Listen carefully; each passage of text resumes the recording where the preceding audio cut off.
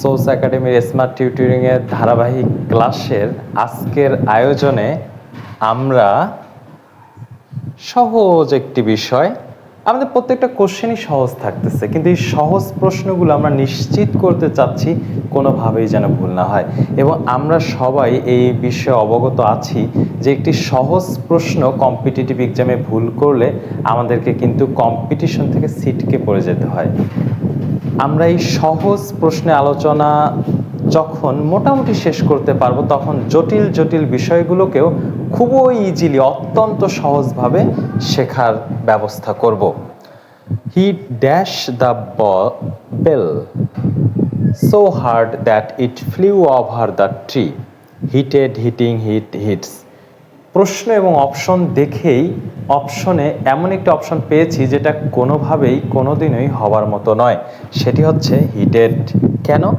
আমরা এটাও দেখতে পাচ্ছি, এই যে হিট, এটার প্রেজেন্ট, পাস্ট পার্টিসিপাল ফর্ম, তিনটা ফর্মই সেম, তাহলে হিটেড হওয়ার প্রশ্নই আসে না। এখন হিট আর হিটস আমাদেরকে কি মেসেজ দিচ্ছে? কোনো ভার্বের সাথে এস থাকা আর না থাকা আমাদেরকে যে মেসেজটা দেয় সেটা হচ্ছে সিঙ্গুলার আর প্লুরাল। মূল ভার্বের সাথে এস থাকলে সিঙ্গুলার, না থাকলে প্লুরাল। আর হিটিং, আচ্ছা, সাবজেক্ট আছে, কোনো অক্সিলারি ভার্ব নাই, তারপর ওই ভার্বের সাথে আইএনজি। আমরা তো জটিলভাবে না ভেবে আমরা এভাবে করেই যদি ভাবি, আই ইটিং রাইস, আমরা কি বলি? আমরা বলি আই অ্যাম ইটিং রাইস। তাহলে এই যে ইটিং ভার্ব প্লাস আইএনজি, তার পূর্বে একটা অক্সিলারি ভার্ব বসাতে হচ্ছে। তাহলে উইদাউট অক্সিলারি ভার্ব আমরা কিভাবে হিটিং লিখব? সেক্ষেত্রেও কিন্তু হয় না। আবার এটা বললেও বলা যায় যে আমাদের এই ক্লোজ একটা ফাইনাইট ভার্ব লাগবে, এটা কিন্তু ফাইনাইট ভার্ব না।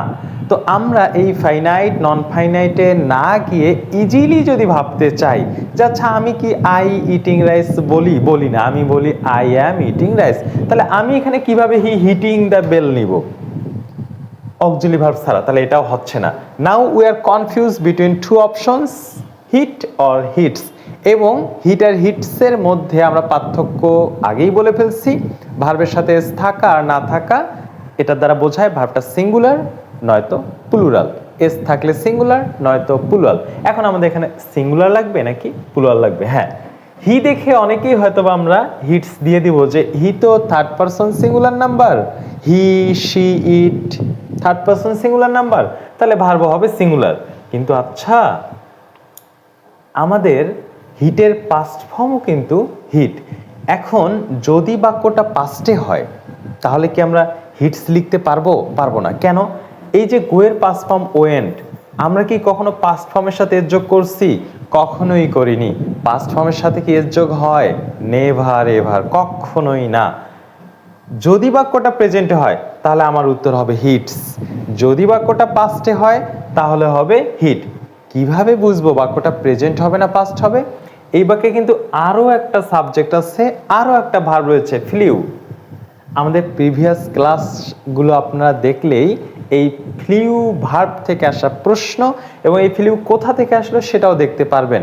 আরেকবার রিকল করাই দেই, ফ্লাই, ফ্লিউ, ফ্লোন। ফ্লাই এর পাস্ট ফর্ম হচ্ছে ফ্লিউ। তাহলে একটাই বাক্য, একটি বাক্যে একটি ভার্ব ওনারা V2 দিয়েছেন, আমি দ্যাট মিনস ভার্বের পাস্ট ফর্ম দিয়েছেন, আমি অন্য ভার্বটা কিভাবে প্রেজেন্ট ফর্ম নিব?